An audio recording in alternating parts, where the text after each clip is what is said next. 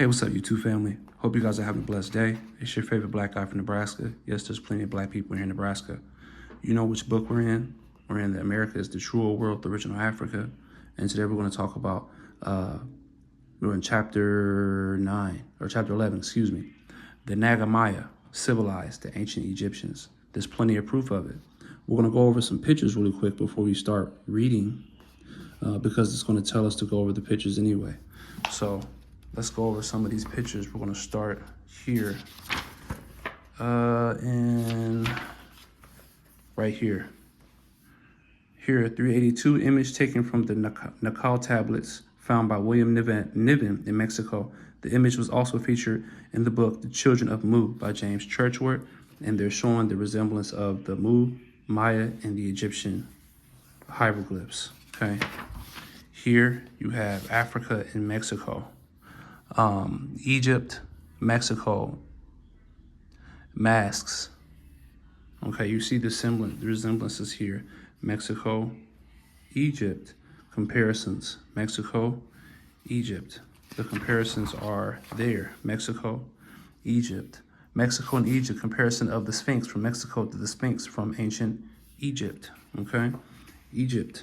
Mayan, Mexico and Egyptian comparison of Mayan Sphinx from the Mexico to the Sphinx from ancient Egypt. All right, there's a lot of similarities here that we're going to go ahead and read about. I just want you guys to go ahead and see the similarities here. Mexico and Egypt comparison of different temples. Image on the left is from the Yucatan. The image on the right is from the Luxor, Egypt. So there's plenty of comparisons here. So let's go ahead and get started. The Naga-Maya civilized the Egyptians is a necessary chapter to prove to Pan-Africans that it is not all about Africa. Hopefully this will help Pan-Africans to realize that the people they love and worship as Egyptians learned their science, tech, and the way of life from the Naga-Maya of the Americas. Here are some similarities between the Naga-Mayans and the Egyptians. See figures 382 to 391. Now we read all that. That's what I just showed you. So it was going to have us do it anyway. Figure 382 is the alphabet of Mu/Atlantis, the Americas, the Mayas, and the Mayans, and the Egyptians is almost identical. This image is from the book Lost Continent of Mu, which is based on the Niven tablets found in the Valley of Mexico, which is estimated to be over 50,000 years old. The work of William Niven was dismissed by mainstream academia because his find does not fit in with the current narrative of the Americas being the New World, because his find is dated over 50,000 years old. How can Niven's find be a hoax? Would a respected mineralogist and archaeologist really create 2,600 fake tablets and other discoveries?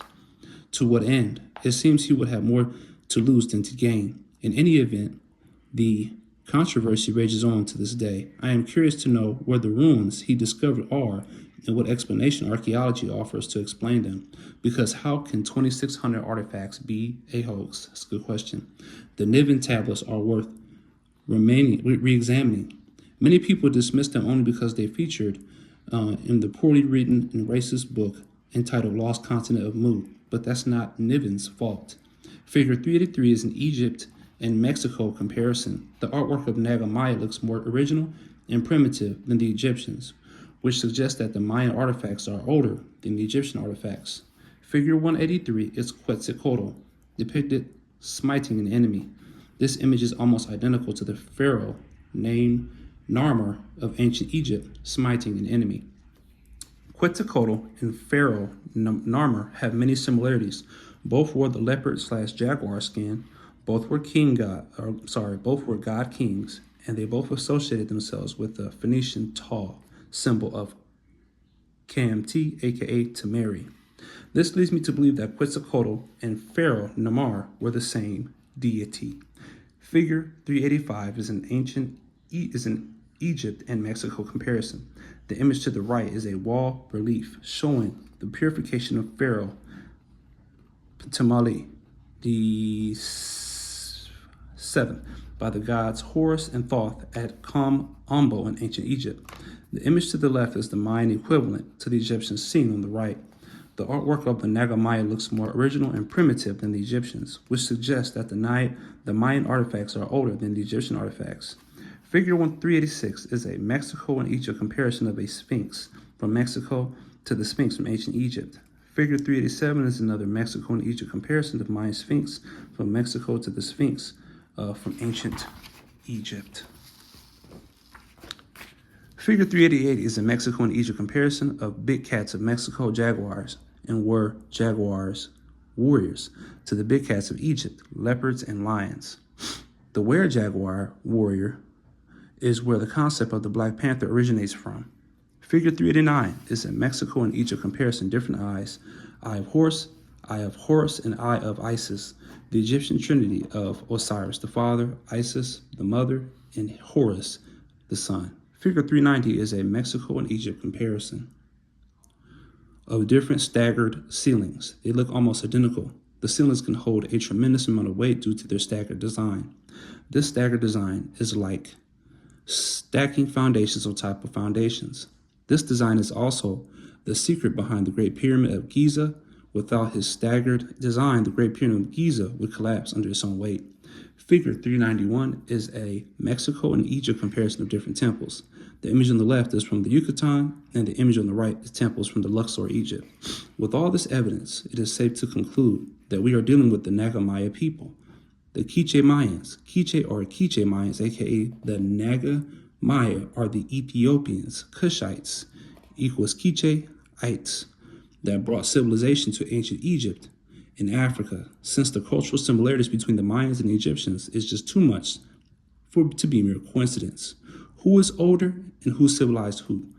Did the Naga-Maya civilize the Egyptians, or was it the other way around? From the looks of it, the Naga-Maya artwork looks more primitive originally, which suggests that it predates the ancient Egyptian art and civilization. Figures 382 to 391. So we're going to go look back over that stuff again. So everything that I just read about, you can start here with the hieroglyphs. I'm just going to go over it again. You start here with the hieroglyphs, which is pretty interesting. Here, I'll lower it some more so you guys can see it. I'm going to start here with the hieroglyphs, and we're going to see the similarities between the Mu, the Maya, and the Egyptian. Okay, Africa and Mexico. Mexico and Egypt comparison of Nemes headdresses. Both headdresses are almost identical. The Nemes headdress from Mexico looks more primitive. Okay. 384, Mexico and Egypt comparisons. Of Quetzalcoatl from Mexico to Pharaoh Narmer of ancient Egypt. Mexico and Egypt comparisons, right? So the comparisons are strikingly familiar. Here, Mexico and Egypt comparison of Sphinx from Mexico to the Sphinx from ancient Egypt. And I'll be honest, the one in Mexico looks much more older. Egyptian, Mayan, Mexico and Egypt comparisons of Mayan Sphinx from Mexico to the Sphinx from ancient Egypt. Huge comparison here. And this is from a chapter before the chapter I'm reading, and we'll get to this as well. Mexico and Egypt comparisons of big cats of Mexico, jaguars and were-jaguar warriors to the big cats of Egypt, leopards and lions. So it seems like this is where it started and this is where it ended. You know, it's almost like somewhat of an upgrade in a way, if you will. Mexico and Egypt comparison of different eyes of Osiris, eyes of Horus, and eye of Isis. You know, it's almost like, oh, I got the iPhone 6, then I got the iPhone 15, or, you know, somewhat of a, if you want to think of it like that. 390, Mexico and Egypt comparison of different staggered ceilings. They look almost identical. The ceilings can hold a tremendous amount of weight due to their design, Mexico and Egypt. So I just wanted to go over that again with you guys so you can kind of see the evidence. Now we're going to go ahead and finish up this chapter right here. The Naga-Maya were the Nagas/Niggas, and they civilized India, Hindustan, Babylon, Egypt, and the world. See Queen Mu and the Egyptian Sphinx by Augustus Lee Plungen. The name Maya is a global geographical name that is attached to many countries, cities, and or towns. And if you guys want to, here's a link that you can put in. And the link above proves that the Naga-Maya were a global people that civilized the world since they left their Maya name everywhere. Okay. Osiris is a corn deity from Mexico. Previously, in the section entitled The Biblical Ancient Egypt, I demonstrated that the Egyptian corn is a reference to American corn, since corn is indigenous to the Americas and since no corn is grown in Egypt. Egyptians import their corn in from other countries. The oldest name for corn is Turkish wheat.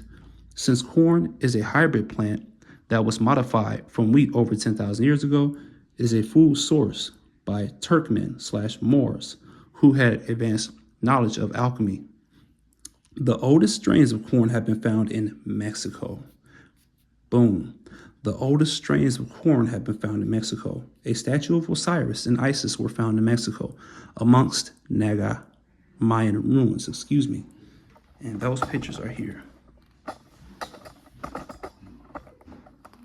You can see Osiris and Isis statues found in Mexico amongst Mayan ruins. The corn mummy of Osiris.